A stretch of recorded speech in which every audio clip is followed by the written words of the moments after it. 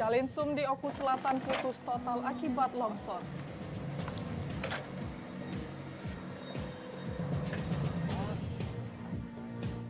Dua wanita terekam CCTV curi 3 kaleng susu.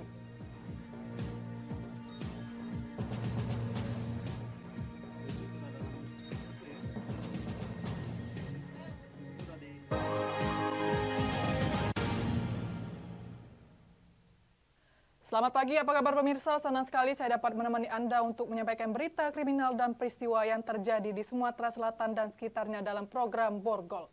Dua sajian informasi utama tadi mengawali jumpa kita pada pagi hari ini. Beragam informasi kriminal lainnya telah kami siapkan untuk Anda bersama saya Berlia Indriani. Inilah Borgol selengkapnya.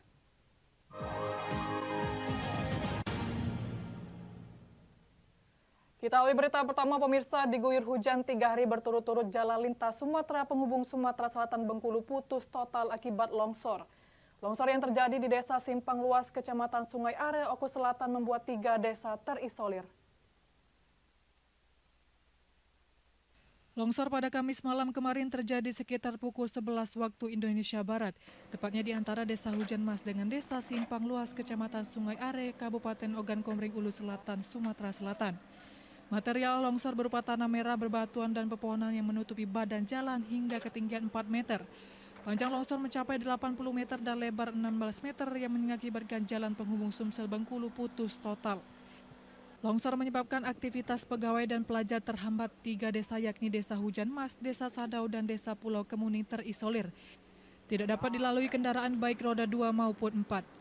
Pihak BPBD setempat dalam mengatasi longsor tersebut telah menerjunkan 1 unit alat berat eskavator. Dengan target Senin malam akses jalan lintas penghubung Sumsel Bengkulu dapat dilalui kembali dengan lancar meski belum 100%. Pulau Kemuning sama Sadau untuk selatannya. 3 desa yang terputus ke dalam. Tapi jalan lintas selatan ini, Kaur, Kabupaten Kaur sama Sumatera Selatan. Oh, jalan lintas provinsi ya? Iya, lintas provinsi ini. Bengkulu dengan Sumatera Selatan ya? Selatan, jalan alternatif. Akibat curah hujan, yang mana intensitas hujan cukup lebat. Yang jalan ini kami ukur itu dengan panjang 40 meter, kemudian lebar 16 meter, dan ketinggian longsor itu lebih kurang 6 meter. Dari Oku Selatan, Teddy Hendrawan, iNews melaporkan. Pemirsa, viral Desa Tanah Periuk, Kecamatan Muara Beliti, Kabupaten Musirawas dituding dengan stigma desa sarang narkoba. Warga Desa Tanah Periuk geram dan tak terima warga meminta kepada orang yang membuat pernyataan tersebut segera meminta maaf. Viralnya pernyataan salah seorang warga di Kota Lubuk Linggau di media sosial yang mengatakan Desa Tanah Periuk, Kecamatan Muara Beliti, Kabupaten Musirawas merupakan sarang narkoba tidak diterima warga. Warga menilai pernyataan tersebut sudah mencemari nama baik dan mencederai Desa Tanah Periuk. Menurut warga, yang bermain narkoba itu merupakan oknum tertentu saja, bukan seluruh warga Desa Tanah Periuk. Jadi warga menyayangkan pernyataan itu viral di media sosial. Tentu dengan beredar luasnya pernyataan itu di media sosial ini berdampak psikologis kepada pelajar maupun anak-anak yang ada di Desa Tanah Periuk. Desa Tanah Periuk sendiri memiliki 5 dusun dengan penduduk berjumlah 630 kepala keluarga. Mayoritas warga Desa Tanah Periuk merupakan petani. Desa Tanah Periuk ini sangat keberatan bahwa desa kami ini desa bersinar, bukan sarang narkoba. Jadi kita keberatan Pak ya dengan sangat keberatan kami. harapannya Pak? Harapan kami mohon dengan koordinator Posko Oren supaya mengklarifikasikan nama baik Desa Tanah Periuk, dan kami mohon minta maaf kepada warga kami yang berada di Desa Tanah Periuk. Warga menuntut kepada orang yang mengeluarkan pernyataan tersebut untuk segera meminta maaf kepada warga Desa Tanah Periuk. Dari Musirawas, Sudirman, iNews melaporkan.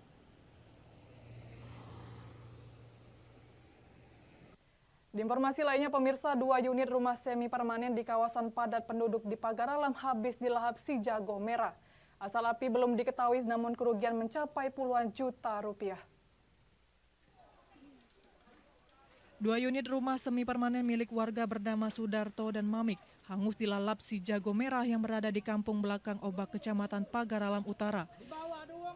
Kobaran api di rumah semi permanen yang berdinding papan kayu yang mudah terbakar membuat api cepat menghanguskan bagian atap rumah. Pemilik rumah bersama dengan warga setempat melakukan pemadaman dengan alat seadanya serta dibantu petugas kepolisian dari Polsek Pagaralam Utara. Dengan kondisi jalan gang yang sempit untuk menuju ke lokasi, 3 unit mobil pemadam kebakaran kesulitan untuk menuju ke lokasi rumah yang terbakar. Dengan demikian, api dapat dipadamkan sekitar 45 menit.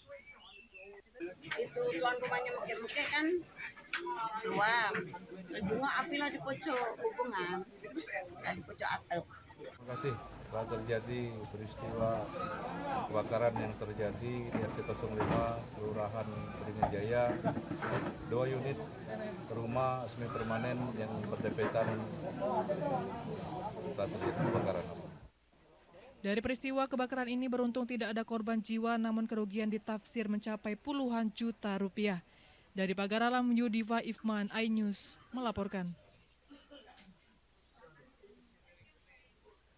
Pemirsa, 2 wanita terekam CCTV curi 3 kaleng susu. Informasinya sesaat lagi.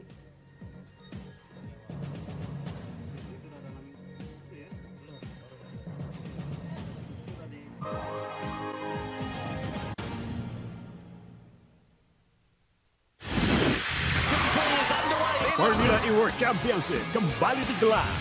For the first time, we go green. Balapan lengkap sepanjang tahun. Beradu kecepatan menjadi sang juara.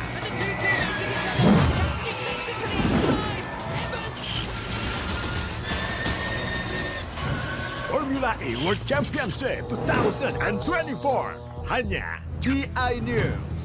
Update informasi terlengkap menuju prime time berkualitas bersama iNews. Selamat sore. Bekerja keras. iNews sore setiap hari. iNewsroom dan Banjar Transport. iNewsroom Senin sampai Jumat. iNews Prime Senin sampai Jumat. Selamat malam pemirsa, kembali berkembang. iNews malam setiap hari hanya di iNews. Temani weekendmu bersama program kuliner spesial. Kalaparan, eksplor gokil wisata kuliner. Tempat makan yang jarang terekspos. Food Diary, mengupas sejarah kuliner, hidangan viral dari Nusantara sampai mancanegara. Mantep banget, mantep banget. Saksikan kuliner spesial weekend, Sabtu dan Minggu pukul 10 pagi di iNews. Suara tak layak dibungkam. Intelektualitas perlu diuji. Integritas butuh konsistensi demi demokrasi yang hakiki. Suarakan kejujuran demi keadilan menuju kebenaran. Saya Aiman Wicaksono, saatnya rakyat bersuara. Saya Abraham Silaban, Anda menyaksikan The Prime Show. Investigasi eksklusif. Aturan sampai eksekusi ada banyak di situ problem. Mengupas isu-isu terhangat. Gibran itu atau tingkah laku itu tidak disukai orang. Sebuah tanya akan dijawab dengan tuntas dan berkelas. Ada banyak cara sebenarnya. Ya, itu hak demokrasi memang. The Prime Show setiap Rabu pukul 8:30 malam di iNews. Update informasi terlengkap menuju prime time berkualitas bersama iNews. Selamat sore. Bekerja keras. iNews sore setiap hari. iNewsroom dan Banjar Transport. iNewsroom Senin sampai Jumat. iNews Prime Senin sampai Jumat. Selamat malam pemirsa, kembali berkembang. iNews malam setiap hari hanya di iNews. Temani weekendmu bersama program kuliner spesial. Kalaparan, eksplor gokil wisata kuliner. Tempat makan yang jarang terekspos. Food Diary, mengupas sejarah kuliner, hidangan viral dari Nusantara sampai mancanegara. Mantep banget, mantep banget. Saksikan kuliner spesial weekend Sabtu dan Minggu pukul 10 pagi di iNews. Suara tak layak dibungkam. Intelektualitas perlu diuji. Integritas butuh konsistensi demi demokrasi yang hakiki. Suarakan kejujuran demi keadilan menuju kebenaran. Saya Aiman Wicaksono, saatnya rakyat bersuara. Saya Abraham Silaban, Anda menyaksikan The Prime Show. Investigasi eksklusif. Aturan sampai eksekusi ada banyak di situ problem. Mengupas isu-isu terhangat. Gibran itu atau tingkah laku itu tidak disukai orang. Sebuah tanya akan dijawab dengan tuntas dan berkelas. Ada banyak cara sebenarnya. Ya, itu hak demokrasi memang. The Prime Show, setiap Rabu pukul 8:30 malam di iNews.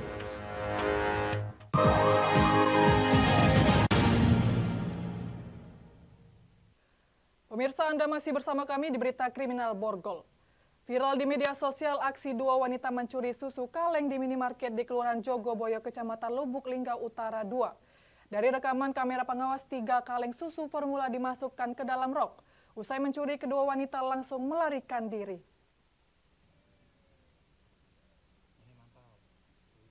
Inilah rekaman kamera pengawas minimarket yang melihatkan 2 orang wanita sedang melakukan pencurian di dalam minimarket di Kelurahan Jogoboyo, Lubuk Linggau. Dari kamera pengawas terlihat jelas kedua wanita di mana satu menggunakan kerudung dilengkapi masker dan satunya tak mengenakan kerudung sedang membawa 3 kaleng susu. Saat petugas lengah, keduanya langsung mengambil kaleng susu di dalam keranjang minimarket yang mereka bawa, lalu memasukkannya ke dalam rok atau celana wanita tersebut.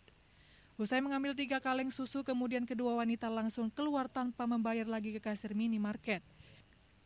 Aksi ini terungkap saat petugas minimarket sedang mendata barang-barang, ternyata dari hasil mendata ada barang yang hilang. Lalu petugas langsung mengecek CCTV dan didapati aksi kedua wanita sedang mencuri 3 susu kaleng. Akibat kejadian itu, minimarket mengalami kerugian hampir 1 juta rupiah. Ada pencurian 3 kaleng susu yang diduga dilakukan oleh 3 orang. Jadi untuk sementara ini yang terlihat dari video itu ada 3 orang. Kerugian sendiri dan? Untuk kerugian secara terperinci jadi kita belum dapatkan ya. Jadi masih perkiraan dari karyawan itu sekitar 900.000 lebih atau berapa tadi. Kasus pencurian ini belum dilaporkan pihak minimarket ke polisi. Namun karena video viral, petugas kepolisian sudah mengecek TKP dan melihat rekaman kamera pengawas guna penyelidikan lebih lanjut. Dari Lubuk Linggau, Sudirman, iNews melaporkan. Pemirsa, viral aksi pemalakan terhadap sopir truk terjadi di lampu merah Macan Lindungan Kota Palembang dengan berpura-pura sebagai pengamen. Pelaku pemalakan memaksa mengambil uang dari sejumlah sopir truk. 2 orang pelaku diringkus sementara 1 orang melarikan diri. Inilah rekaman video aksi pemalakan yang dilakukan oleh komplotan pemalak yang dilakukan terhadap sejumlah sopir truk di lampu merah Macan Lindungan Kota Palembang. Di dalam rekaman video terlihat Raihan, pelaku utama, memaksa mengambil uang dari sopir truk. Meski telah diberi, pelaku memaksa untuk meminta semua uang yang berada di ruang kemudi. Komplotan ini melancarkan aksinya dengan berpura-pura sebagai pengamen untuk mengawasi kondisi sekitar. Sementara pelaku utama mengambil uang dengan cara memaksa terhadap sopir truk. Biasanya komplotan pemalak ini mengincar sopir truk asal luar kota yang diidentifikasi melalui plat nomor kendaraan. Polisi meringkus 2 orang pelaku yakni Chandra Irawan dan Junaidi yang turut andil dalam aksi pemalakan, sementara pelaku utama Raihan berhasil melarikan diri. Dari pengakuan kedua pelaku, pada saat aksi pemalakan yang videonya viral di media sosial, mereka mendapatkan uang sebesar Rp36.000. Keduanya lalu dibagi oleh pelaku utama sebesar Rp5.000. Satu dari pelaku tersebut berhasil melarikan diri dan sedang dilakukan pengejaran, di mana pelaku utama adalah saudara Rehan. Rehan ini pemalak kambuhan dan sudah sering kita lakukan penangkapan, sudah 2 kali dan ketiga kali ini. Komplotan ini merupakan penjahat kambuhan dan sudah beberapa kali diamankan petugas. Namun aksi pemelakan yang dilakukan terus berulang-ulang. Dari Palembang, Guntur, iNews melaporkan. Pemirsa, diduga mengantuk, satu unit truk menabrak fuso bertonase besar yang sedang terparkir. Akibatnya truk rusak parah dan supir truk mengalami luka akibat pecahan kaca. Kecelakaan antara truk dan fuso ini terjadi di Jalan Sriwijaya Raya, Kecamatan Kertapati, Palembang. Menurut keterangan warga, awalnya mobil truk yang melaju dengan kecepatan tinggi dari arah Kabupaten Ogan Ilir menuju kota Palembang. Namun saat di lokasi kejadian, supir yang diduga menyetir dalam keadaan mengantuk menabrak mobil fuso yang sedang terparkir di lokasi kejadian. Akibatnya truk rusak parah dan sang supir mengalami luka akibat pecahan kaca. Supir truk kemudian dibawa warga ke rumah sakit untuk diberi perawatan medis. Langsung aja ngantuk biar supirnya, langsung nombor aja. Posisi mobil hijau tuh di mana? Di depannya kan? Iya, ngantuk aja dia tuh, mobil itu nah. Oh, mobil kuning? Mobil kuning ya dari arah itu kan, dari Rusunan. Peristiwa kecelakaan ini telah ditangani Satlantas Polrestabes Palembang. Dari Palembang, Muhammad David, iNews melaporkan. Pemirsa, bocah tewas tenggelam di perairan Sungai Musi Palembang. Informasinya setelah pariwara berikut.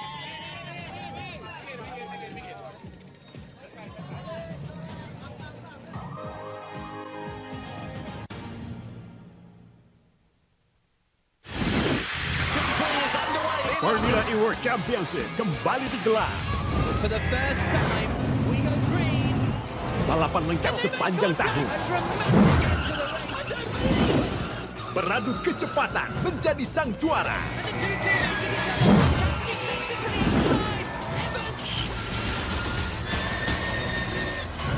Formula E World Championship 2024 hanya di iNews. Update informasi terlengkap menuju prime time berkualitas bersama iNews. Halo, selamat sore. Bekerja keras. iNews sore setiap hari. iNewsroom Senin sampai Jumat. iNews Prime Senin sampai Jumat.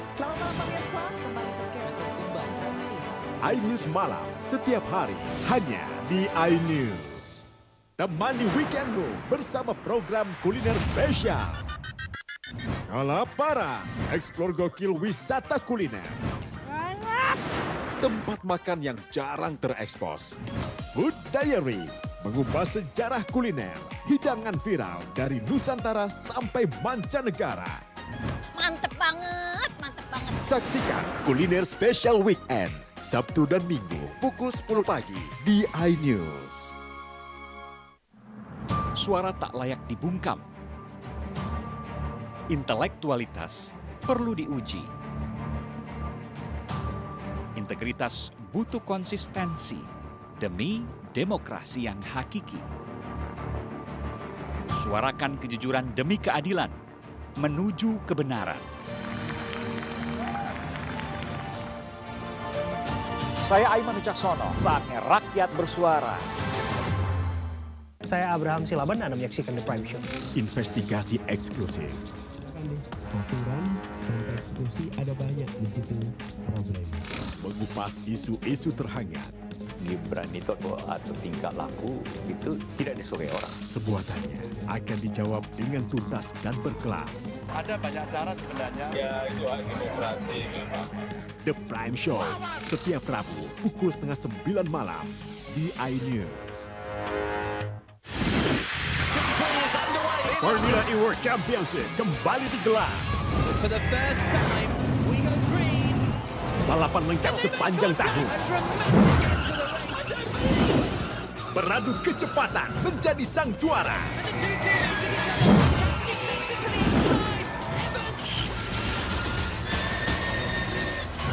Formula E World Championship 2024 hanya di iNews.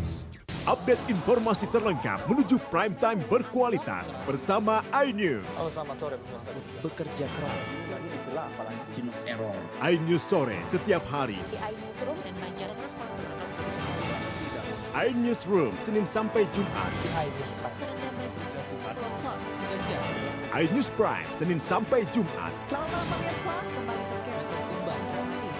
iNews Malam, setiap hari, hanya di iNews. Suara tak layak dibungkam. Intelektualitas perlu diuji. Integritas butuh konsistensi demi demokrasi yang hakiki. Suarakan kejujuran demi keadilan, menuju kebenaran.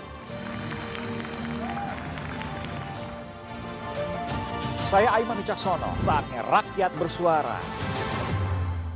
Saya Abraham Silaban, Anda menyaksikan The Prime Show.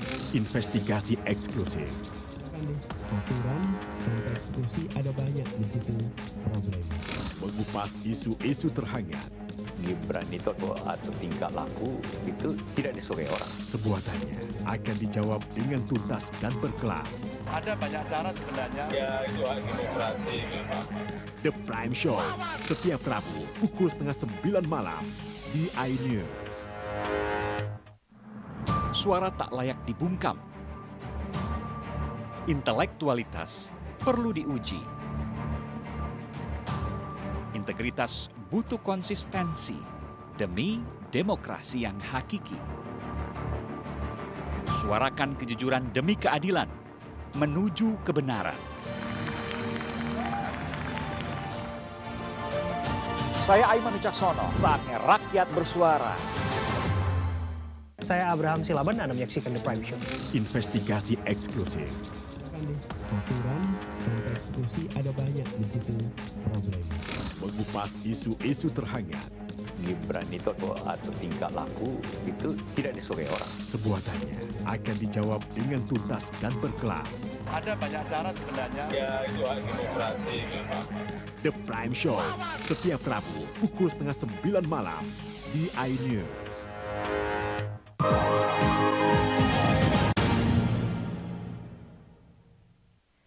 Pemirsa, Anda masih bersama kami di Berita Kriminal Borgol. Mandi bersama teman-teman di dermaga perairan Sungai Musi Palembang, seorang bocah umur 11 tahun kelas 5 SD tenggelam. Setelah 1 hari hilang terbawa arus, akhirnya ditemukan petugas tim gabungan Basarnas tewas mengambang. Setelah 1 hari hilang terbawa arus Sungai Musi Palembang, mandi bersama teman-temannya Jumat sore kemarin. Fatur Rahman, bocah kelas 5 SD umur 11 tahun, akhirnya ditemukan petugas tim gabungan Basarnas Palembang. Sebelumnya, menurut saksi mata, pedagang di pelataran Benteng Kuto Besak dermaga Sungai Musi Palembang menceritakan bahwa korban saat sebelum terbawa arus sungai sempat ditolong serang speedboat. Namun terlepas ketarik arus sungai dan menghilang sampai serang speedboat yang biasa mangkal di dermaga ketakutan. Oh kan, sore itu nggak tahu. Soalnya tukang sepeda itu nyemporinya.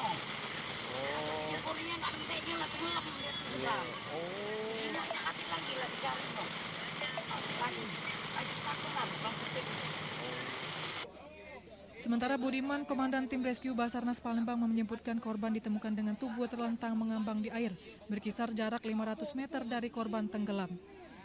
Untuk korban diketemukan sekitar pukul 16.30. Korban keadaan terlentang. Kini jasad korban Fatur Rahman telah dibawa petugas ke Rumah Sakit Bayangkara Palembang guna dilakukan visum. Dari Palembang, Guntur, iNews melaporkan. Di informasi lainnya, pemirsa, seekor ular jenis king cobra sepanjang 3 meter masuk ke dalam rumah dan membuat takut warga di Kota Lubuk Linggau, Sumatera Selatan. Proses evakuasi ular oleh petugas damkar menegangkan dan berlangsung dramatis. Petugas damkar Kota Lubuk Linggau dengan menggunakan tongkat besi berusaha mengevakuasi ular jenis kobra di rumah warga di Kelurahan Jogoboyo, Kota Lubuk Linggau, Sumatera Selatan. Ular jenis king cobra tersebut masuk ke dalam rumah warga dan bersembunyi di dalam garasi rumah. Petugas yang melakukan evakuasi mengalami kesulitan dikarenakan di dalam garasi tak ada penerangan, ditambah lagi ular king cobra dengan panjang 3 meter itu bersembunyi di belakang kantong plastik besar yang berisikan pakaian. Selain itu, petugas juga kesulitan dikarenakan ular king cobra cukup agresif saat akan ditangkap. Setelah 20 menit, petugas akhirnya berhasil menangkap ular kemudian dibawa ke kantor damkar untuk diamankan. Kami informasikan bahwa terdapat ular jenis yang belum tahu dia di dalam garasi rumahnya. Temukanlah seekor ular king cobra yang cukup besar, panjang lebih kurang 3 meter, berada di dalam garasi rumah Pak Hanurajaya. Banyaknya ular masuk ke rumah diduga akibat faktor cuaca yang saat ini sedang musim hujan, sehingga menyebabkan tempat habitat ular menjadi basah dan ular mencari tempat panas dan berpindah ke rumah warga untuk mencari tempat bersembunyi. Dari Lubuk Linggau, Sudirman, iNews melaporkan. Demikian saja berita kriminal dalam program Borgol hari ini. Semoga informasi tadi dapat memberikan manfaat bagi kita semua. Saya Berli Indrani, selamat pagi dan sampai jumpa.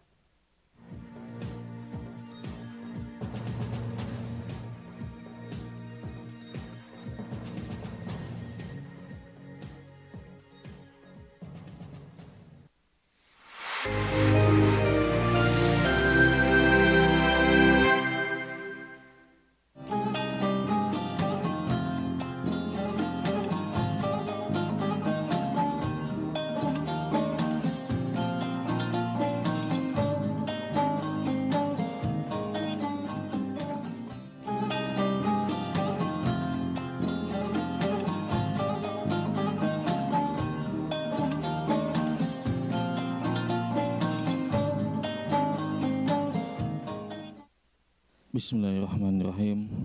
Assalamualaikum warahmatullahi wabarakatuh. Innal hamdalillah nahmaduhu wa nasta'inuhu wa nastaghfiruh wa na'udzu billahi min shururi anfusina wa min sayyiati a'malina. Man yahdihillahu fala mudhillalah wa man yudhlilhu fala hadiyalah. Asyhadu an la ilaha illallah wahdahu la syarikalah wa asyhadu anna Muhammadan abduhu wa rasuluhu la nabiyya wa la rasula ba'da. Amma ba'd, fa ikhwati fillah wa akhwati fillah rahimani wa rahimakumullah. Laqad qala Allah ta'ala ya ayyuhalladzina amanu taqullaha haqqa tuqatih wa la tamutunna illa wa antum muslimun. Kaum muslimin dan muslimat yang dirahmati oleh Allah Ta'ala, alhamdulillah ini kajian perdana kita setelah libur Hari Raya Idul Fitri. Dan untuk pertemuan kali ini kita diminta untuk menyampaikan tentang fikih wudu. Nah, sementara ini kita mungkin selang-seling mungkin ya, atau ganti-ganti pembahasannya. Biasanya kita bahas tafsir, kali ini insya Allah kita bahas tentang fikih, tapi fikih wudu. Sebelum kita bahas tentang tata cara berwudu, kita bahas dulu tentang media airnya yang boleh digunakan untuk berwudu. Jangan sampai kita, oh ini cara wudu ini seperti ini, misalkan membasuh wajah, membasuh tangan, tapi air yang digunakan untuk berwudu tidak sah, maka nggak sah juga wudunya. Mau dia 5 kali, 10 kali. Ada orang wudu misalkan dia mengusap wajahnya, ada kayak gini, nggak diusap kanan kirinya, itu dikhawatirkan nggak sah wudunya, karena ada bagian wajah yang tidak terkena. Namun sebelum itu sekali lagi kita bacakan penjelasan ulama tentang media airnya dulu. Mungkin sudah pernah kita bahas, tapi nggak apa-apa kita ulangi biar nyambung nanti pembahasannya. Media air yang boleh digunakan untuk bersuci. Kali ini kitab yang kita gunakan seperti biasa, kalau kitab tafsirnya kitab tafsir Ibnu Katsir, beliau bermazhab Syafi'i. Kali ini juga kitab fikih dalam fikih mazhab Syafi'i. Kitab yang digunakan adalah At-Tadhhib fi Adillati Matil Ghaya wa Takrib, atau dikenal dengan Matan Abi Syuja' fil Fiqh Syafi'i. Ini kitab dasar dalam fikih Syafi'i. Dikenal kitab ini dengan istilah Matan Abi Syuja'. Beliau menjelaskan, qala al-mu'allif rahimahullah, kitab Thaharah, kitab bersuci, tentang bersuci dulu. Di awal kitab ini beliau menjelaskan media air yang boleh digunakan untuk bersuci, yang sah digunakan untuk bersuci. Kata beliau, al-miyahul lati yajuzu biha at-tadhiru sab'u miyah. Air yang boleh digunakan untuk bersuci. Untuk bersuci ini bisa wudu, bisa mandi wajib. Nanti ada sedikit perbedaan tentang syarat sahnya berwudu dengan mandi besar. Ada orang itu mandi besar langsung langsung berendam dia. Boleh mandi besar langsung berendam, tapi jangan langsung bercampur dengan air sabun. Jangan langsung bercampur dengan air sampo, langsung dimasuki sama dia, bathtub namanya. Masukin sama dia air sabun, berendam dia, habis itu keluar. Hati-hati, bisa nggak sah. Nanti insya Allah mudah-mudahan di kesempatan yang lain kita sampaikan. Kata Syekh Abi Suja, Al-Imam Abu Suja mengatakan, air yang bisa digunakan untuk bersuci itu ada 7 macam air, kata beliau. Yang pertama, ma'us sama, wa ma'ul bahr, wa ma'ul nahr, wa ma'ul bi'r, wa ma'ul aini, wa ma'ul salji, wa ma'ul barad. 7 air tersebut yaitu yang pertama air dari langit, maksudnya air hujan. Ini air hujan yang pertama. Yang kedua, ma'ul bahr, air laut. Yang ketiga, ma'un nahr, air sungai. Yang keempat, wa ma'ul bi'r, air sumur. Yang kelima, wa ma'ul aini, mata air. Yang keenam, wa ma'ul salji, air salju. Apakah salju punya air? Kalau dia mencair mungkin bisa ada airnya. Wa ma'ul barad, dan yang terakhir yang ketujuh, air embun. Inilah 7 air dalam mazhab Syafi'i yang boleh digunakan untuk bersuci. Air sumur boleh digunakan untuk bersuci walaupun air sumurnya sudah kuning. Nanti seolah kita sampaikan penjelasan ulama yang seperti apa yang boleh digunakan atau tidak boleh digunakan. Air embun juga boleh. Ada 7 macam. Adapun diringkas, kalaupun diringkas seperti ini. Yatatoharu bikulli ma'in naba'ah minal ardi aw nazala minas sama. Kalau diringkas panjangan usah 7. Diringkas dalam kata ulama dalam mazhab Syafi'i. Kalau susah menghafalnya 7 jenis air tersebut, ada rumusnya, kata mereka. Boleh bersuci setiap menggunakan air, asal air itu dikategorikan dari 2 jenis. Rumusnya. Yang pertama muncul dari bumi. Yang kedua turun dari langit. Itu intinya. Ringkasannya, setiap air yang muncul dari bumi atau air yang turun dari langit itu boleh digunakan untuk bersuci. Air yang turun dari langit misalkan adalah air hujan, misalkan embun, salju, itu kan dari langit itu. Ada air yang muncul dari bumi, ada air laut, air sungai, air sumur, mata air, dan seterusnya. Jadi kesimpulannya, rumusnya, setiap air yang turun dari langit atau air yang muncul dari bumi, maka inilah yang dibolehkan atau bisa digunakan untuk berwudu dan untuk mandi besar. Selebihnya dari itu nggak bisa. Saya nggak tahu air AC, kadang-kadang AC dimasuk gitu. AC itu kan kadang-kadang keluar air tuh. Itu air apa itu? Kalau itu air embun, dari embun bisa digunakan. Tapi kalau bukan kategori air embun nggak bisa digunakan. Air mesin misalkan nggak bisa. Tapi saya nggak tahu prosesnya gimana tuh. Kok bisa mengeluarkan air AC itu ya? Nah, seperti itu. Ini air-air yang boleh digunakan untuk bersuci. Dan dalam mazhab Syafi'i ada 4 kriteria air. Tadi air yang boleh digunakan untuk bersuci. Jenis-jenisnya terbagi lagi jadi 4. Ada tahirun mutahhirun ghairu makruh wa huwal ma'ul mutlaq. Wa tahirun mutahhirun makruh wa huwal ma'ul musyammas. Wa tahirun ghairu mutahhirin wa huwal ma'ul musta'mal.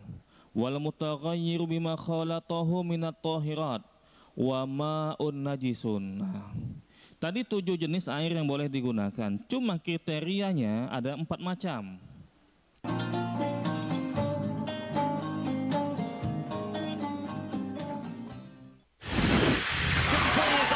Formula E World Championship kembali digelar. For the first time, we go green. Balapan lengkap sepanjang tahun. Beradu kecepatan menjadi sang juara.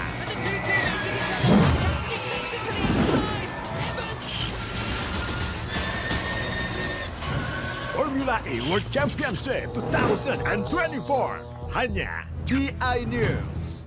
Update informasi terlengkap menuju prime time berkualitas bersama iNews. Halo, selamat sore. Bekerja keras. iNews sore setiap hari. iNewsroom dan Banjar iNewsroom Senin sampai Jumat.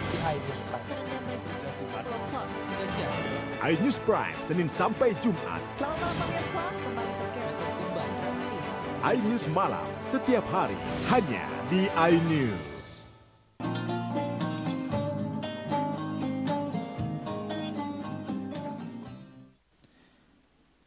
Dalam mazhab Syafi'i dijelaskan 4 macam air itu. Yang pertama ada air yang suci dan bisa mensucikan, dan digunakan hukumnya tidak makruh.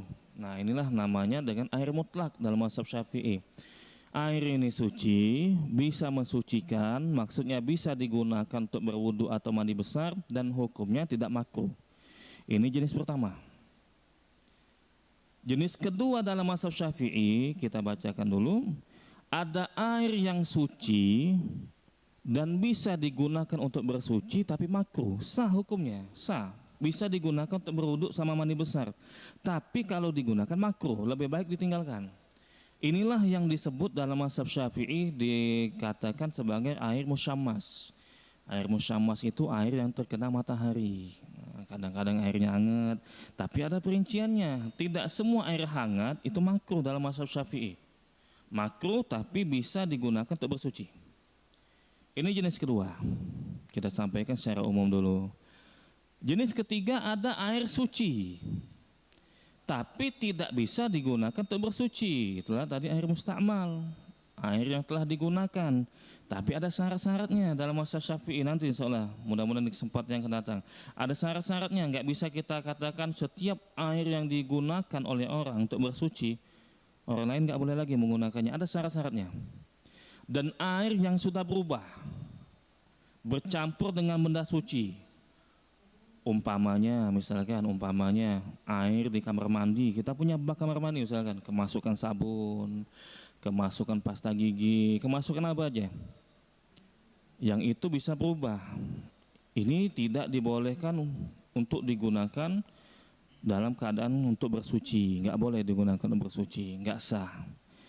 Dan yang terakhir dalam mazhab Syafi'i air najis. Nah, inilah dalam mazhab Syafi'i ada 4 kategori air yang dijelaskan dalam kitab-kitab bermazhab Syafi'i. Kita bacakan dulu penjelasan ulama yang pertama. Secara umum seperti ini Bapak sekalian. Jenis air pertama dalam mazhab Syafi'i, airnya suci dan bisa mensucikan. Hukumnya pun tidak makruh kalau kita menggunakannya. Ada air yang suci dan bisa mensucikan. Ada air yang cuma suci tapi tidak bisa mensucikan. Ada itu. Saya ulangi Bapak sekalian ya. Ada air yang suci dan bisa digunakan untuk bersuci. Ada air yang suci namun tidak bisa digunakan untuk bersuci. Kalau dalam istilah fikihnya ada nama tohir, ada nama tohur. Nah, jangan kesinggung kalau namanya tohir Pak ya. Ini tohir itu artinya airnya suci, sebatas suci tapi tidak bisa digunakan untuk bersuci. Contohlah air kopi. Air kopi itu suci. Boleh kita minum, boleh kita pegang. Tapi kalau digunakan untuk bersuci nggak bisa. Air susu itu suci, tohir aja masuk kategori. Tapi kalau digunakan untuk bersuci, mandi wajib, nah nggak bisa. Mandi pakai air susu, mandi susu pakai air, mandi wajib pakai air susu. Nah, hati-hati. Itu masuk kategori tohir saja, tapi belum kategori tohur. Tohur itu artinya suci dan bisa mensucikan. Jadi ada 2 istilah nanti insya Allah yang sering saya sebutkan. Yang pertama tohir. Tohir itu artinya suci, namun tidak bisa digunakan untuk bersuci, untuk wudu, untuk mandi besar. Istilah kedua tohur. Tohur itu artinya dia suci dan bisa mensucikan. Ini tinggal kita bagaimana bisa membedakan. Nah ini biar nanti bisa dipraktekkan sama kita. Karena jenis-jenis air ini sekarang ini makin banyak macam-macamnya. Nah, bagaimana bisa kita membedakan ini airnya tohur, ini airnya tohir? Tohur tadi bisa airnya suci dan bisa digunakan untuk bersuci. Tohir tadi cuma sebatas suci namun tidak bisa digunakan untuk bersuci. Jawabannya seperti ini.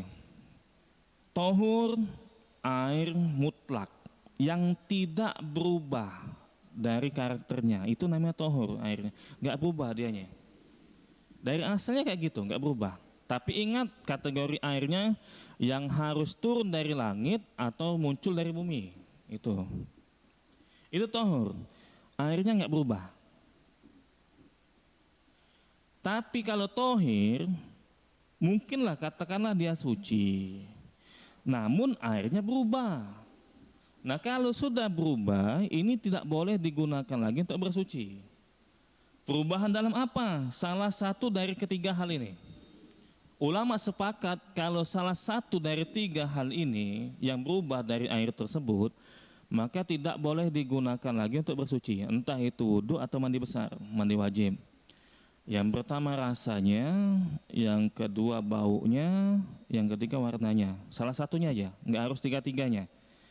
Rasanya sudah berubah atau warnanya yang berubah atau baunya yang berubah, ini nggak bisa lagi digunakan untuk bersuci.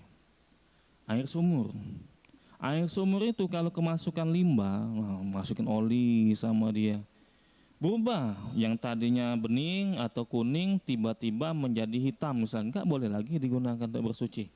Untuk wudhu nggak boleh, untuk mandi besar nggak boleh. Tapi kalau nggak berubah nggak masalah. Nah, kemasukan oli, berhubung airnya sangat banyak, kemasukan oli 1 ember nggak mempengaruhi, nggak berubah. Rasanya nggak berubah, warnanya nggak berubah, baunya nggak berubah. Itu masih boleh digunakan. Intinya air ini berubah apa enggak? Kalau berubah, ini masuk kategori ketohir tadi, cuma sebatas suci tapi tidak bisa dikatakan untuk mensucikan, tidak boleh digunakan untuk bersuci. Berubah dari 3 karakter, baunya, rasanya, atau warnanya. Nah, seperti itu. Allah alim bisawab. Jadi ini cara kita bisa membedakan. Kalau ini sudah berubah, airnya sudah berubah, ini kan bening misalkan, bening. Kalau sudah berubah ini kita masukin apa? Masukin teh, berubah warnanya jadi kuning misalkan, jadi coklat misalkan. Berarti sudah ada perubahan warnanya, salah satunya ini nggak bisa lagi digunakan untuk bersuci, nggak bisa lagi digunakan untuk bersuci. Atau nggak berubah Ustaz, cuma dikasih gula aja, kan nggak berubah. Kalau dimasukin gula, air putih dimasukin gula nggak berubah warnanya, tapi rasanya ini sudah berubah jadi manis. Nah, ini nggak boleh lagi digunakan, nggak boleh lagi air ini digunakan karena dia hanya sebatas suci tapi tidak bisa mensucikan. Atau warnanya dikasih pewarna misalnya, nggak dikasih gula, nggak dikasih dikasih pewarna, kasih warna hijau misalkan jadi hijau. Nah, ini nggak bisa lagi digunakan untuk bersuci. Allah alim bisawab. Nanti soalnya kita praktekkan. Kayaknya sudah kita bahas tapi nggak apa-apa biar nyambung ini pembahasannya. Namun ingat Bapak-bapak sekalian, bisa kita praktekkan kalau seandainya bak kamar mandi kita kemasukan sabun, kemasukan pasta gigi. Yang perlu diperhatikan berubah apa enggak dia ini, warnanya atau rasanya atau baunya. Yang dimaksud benda yang merubah karakter air tadi, rasa atau bau atau warnanya, kalau benda itu dari luar. Tapi kalau benda itu memang berasal dari dalam, maka masih tetap dikatakan suci. Saya ulangi Bapak-bapak sekalian ya, rumusnya tidak semua air itu berubah maka tidak boleh digunakan untuk bersuci. Yang dimaksud yang merubah itu benda yang berasal dari luar. Tapi kalau benda yang berasal dari dalam air maksudnya,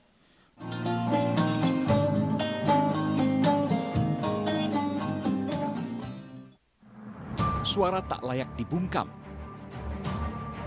Intelektualitas perlu diuji. Integritas butuh konsistensi demi demokrasi yang hakiki.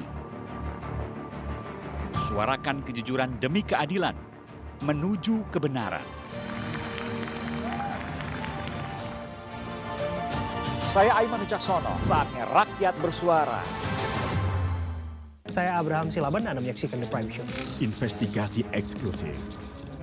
Aturan sampai eksekusi ada banyak di situ problem. Mengupas isu-isu terhangat. Gibran itu atau tingkah laku itu tidak disukai orang. Sebuah tanya akan dijawab dengan tuntas dan berkelas. Ada banyak cara sebenarnya. Ya, itu hak demokrasi memang. The Prime Show, setiap Rabu pukul 8:30 malam di iNews.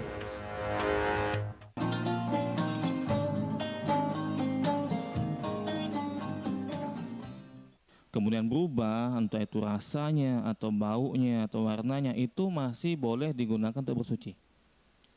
Sungai Musi contohnya. Sungai Musi dulu, cerita yai-yai kita itu bening. Dulu zaman dulu bener ya Pak? Nggak tahu siapa ya. Kisah-kisahnya bening Sungai Musi itu. Tahu-tahu jadi kuning. Nah, itu. Tergantung apa yang merubahnya itu. Kalau merubahnya benda dari dalam, umpamanya misalkan unsur tanahnya sehingga merubah. Air sumur gitu juga, air sumur. Kalau yang merubahnya tanahnya misalkan sehingga jadi kuning, dulu bening jadi kuning. Kalau dari dalam, unsur yang merubah itu dari dalam, kemudian berubah, maka masih dibolehkan untuk digunakan untuk bersuci. Tapi kalau sudah dimasukkan dari benda luar, nah nggak boleh. Eceng gondok masukin sama dia, nah jadi hijau.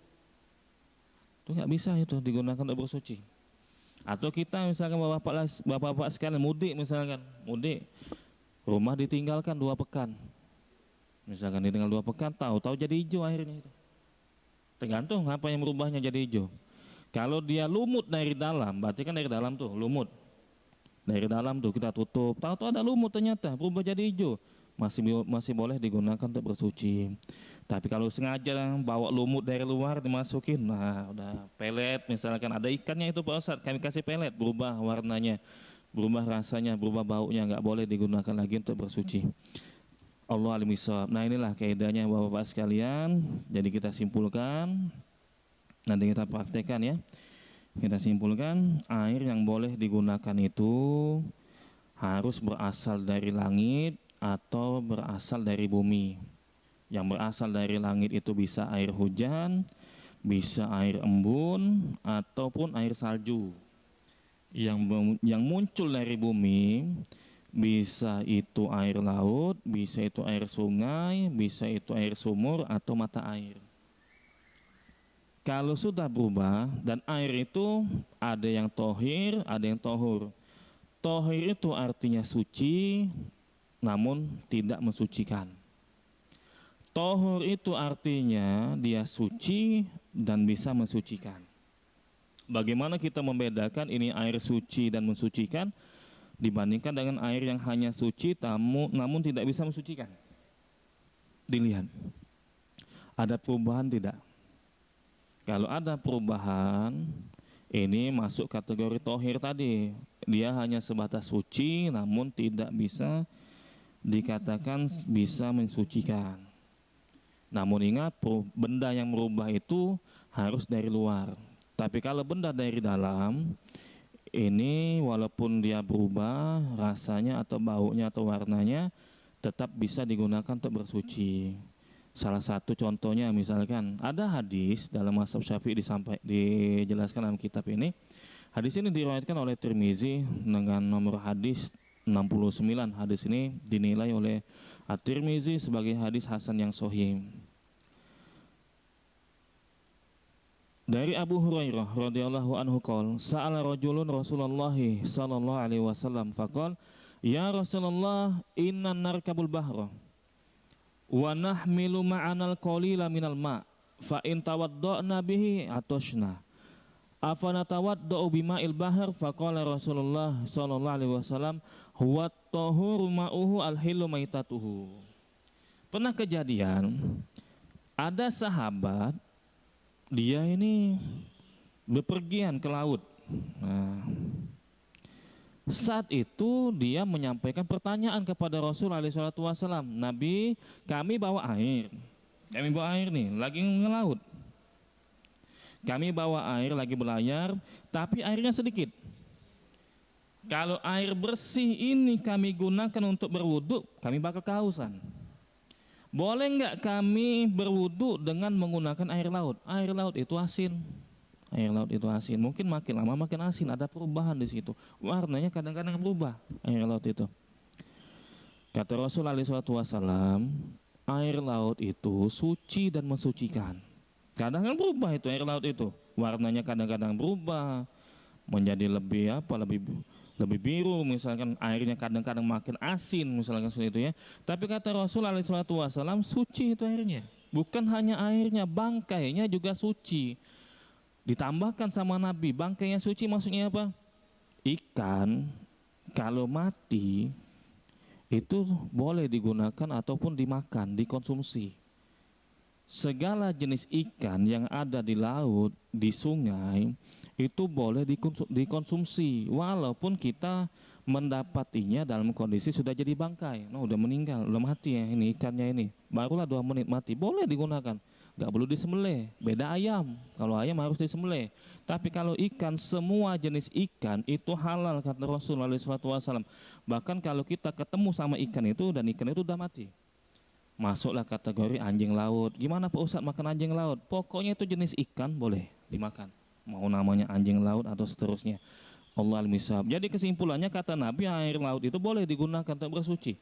Padahal itu kan air makin asin, air laut itu. Makanya ulama menjelaskan kalau yang merubah rasa atau bau atau warnanya itu benda dari dalam, maka tetap dibolehkan digunakan untuk berwudu atau mandi besar. Tapi kalau benda dari luar, punya bak kamar mandi, ada ikannya, masuknya pelet sama dia. Ini benda dari luar, peletnya ini, pelet ikan, berubah warnanya, rasanya, baunya. Karena yang merubah benda dari luar, maka tidak boleh digunakan untuk bersuci. Allah al-miswab. Nah ini, coba kita sama-sama praktik Bapak-Bapak sekalian. Mungkin pernah kita sampaikan ya, tapi nggak apa-apa kita ulangi, biar nyambung nanti berkaitan dengan wudhu ini. Tadi sudah disampaikan rumus-rumusnya, sekarang kita tinggal praktekkan. Air dogan, air dogan. Air dogan itu boleh nggak Pak kita gunakan untuk bersuci? Tidak bisa mensucikan air dogan. Padahal sehat itu air itu. Kenapa nggak bisa digunakan untuk bersuci? Kita pengen alasannya ya. Yang penting alasannya nih. Bukan berasal dari langit dan bumi ya, benar Pak. Ada satu kaedahnya lagi. Bukan berasal dari langit atau bumi, tapi kan ini berasal dari batang. Nah, berasal dari batang. Maksud berasal dari bumi itu muncullah mata air, muncullah sungai, muncullah sumur, muncullah air laut. Memang dia nggak berubah, tapi berhubung dia tidak muncul dari langit atau timbul dari bumi, maka nggak boleh digunakan walaupun nggak berubah. Air tebu gitu juga, air tebu nggak bisa digunakan untuk bersuci, karena dia berasal dari tumbuh-tumbuhan, tumbuh. Bukan dari keluar dari tanah, bukan. Nah, yang dimaksud itu keluar dari tanah, dari bumi itu boleh digunakan untuk bersuci. Air tebu, tambah lagi air keringat. Kalau air keringat gimana Pak Ustadz? Tambah lagi air keringat dari tubuh manusia. Nggak bisa digunakan, alhamdulillah. Satu. Ya kita cukupkan, seolah nanti lanjut lagi lah tentang air nih ya. Air musammas, air yang kena matahari ya. Air musta'mal dan seterusnya insyaallah. Allah al-misal, semoga ini bisa dipahami. Wassallallahu ala nabiyina Muhammad wa ala alihi wa sahbihi ajma'in. Subhanakallahumma wa bihamdika asyhadu an la ilaha illa anta astaghfiruka wa atubu ilaik. Wassalamualaikum warahmatullahi wabarakatuh.